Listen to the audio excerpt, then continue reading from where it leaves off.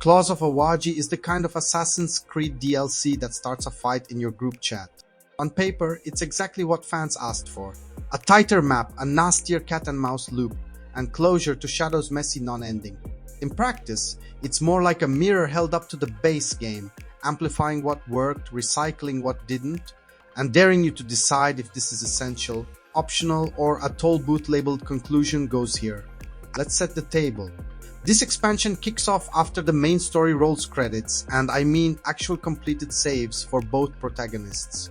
You head to Awaji Island, a region-sized slice of 16th century Japan ruled by 3 lieutenants under a Templar in charge.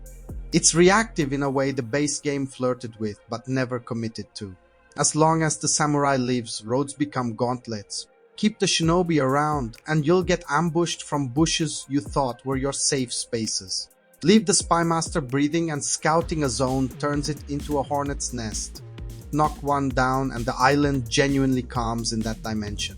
That loop, being hunted while you hunt, is the standout. GameSpot calls it the closest the series has come to recapturing the tension of being both predator and prey.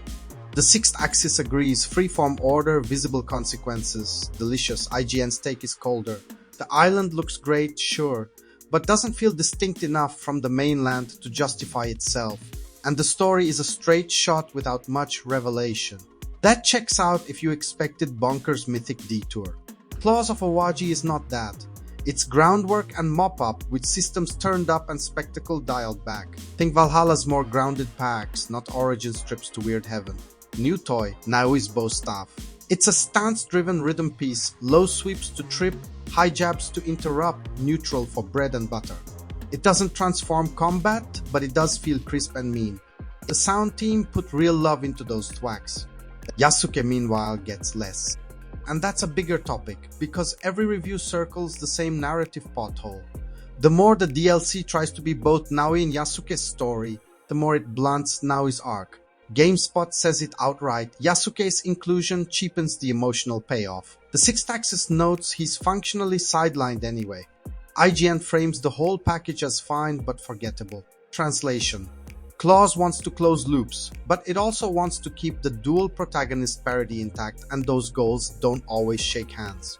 Quick spoiler in 3, 2, 1. The DLC moves to resolve the mother thread and the missing MacGuffin setup from Shadow's abrupt finish. You get real movement, but the reunion scenes are weirdly stiff, and 2 boss fights are classic sponge duels that overstay their welcome.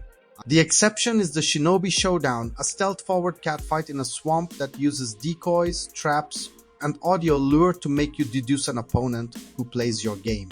That one's a series highlight. Spoilers over. Back to safe territory. Moment to moment, the island sings when it's reacting to you. Road traps push you off autopilot. Jittery guards escalate if you needle them. Scout a fort and watch heat spike because the spymaster clocked you. Then you surgically remove a pillar and the pressure literally drops. It's elegant systemic storytelling, and it raises an uncomfortable question. Why wasn't this the spine of Shadows proper? Credit where it's due. When Assassin's Creed commits to player-shaped state changes, the grindy fog lifts and the world feels antagonistic in a way maps can't do alone. The rest is very Shadows. Open skirmishes can turn into dodge festivals against unblockable chains, and the boss HP pools make normal feel like cardio. If you adored the base combat, you'll vibe. If you tolerate it for the stealth and the vibes, you'll be tempted to drop difficulty just to keep the pacing tight. That's not a sin, it's a practical fix for sponge creep. On narrative tone, IGN calls the plot straightforward. GameSpot pushes harder, arguing this feels like the real ending that should have been in the box. That paid ending charge is heavy, but the shoe fits enough to blister. TheSixthAxis lands in the middle. Some resolution, still leaving doors open for the next thing because Ubisoft gonna Ubisoft. So where does that leave the verdict?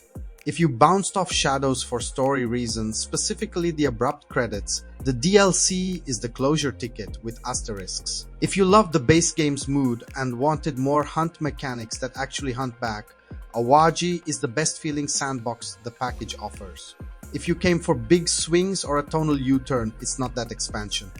And if your patience for sponge boss is thin, pace yourself or tweak settings. This is the series realigning around what it does well: stealth pressure, systemic cause and effect, without solving its oldest sins. Here's the payoff insight. Claws of Awaji proves Assassin's Creed still has juice when it turns the map into an adversary and not a checklist. The island's reactive pillars are a template the series should staple to its future. Give each region 3 levers that push back until you yank them. It's simple, readable, and personalizes progression better than 1,000 loot icons. If Shadows 2, or whatever the next historical playground is, builds its act structure on that chassis, we'll remember this DLC as the dry run that finally got the formula to breathe. If this kind of no BS deep dive is your thing, hitch a ride with Veteran Game and hit subscribe. If you're nodding or sharpening a bow staff in the comments, drop a like so the algorithm stops hiding long-form critiques behind tower sinks. Final spice. Does Claws of Awaji earn its place by refining the loop and stitching the story, or does it confirm a trend of selling the last chapter? Sound off below: paid epilogue, worthy epilogue, or both can be true.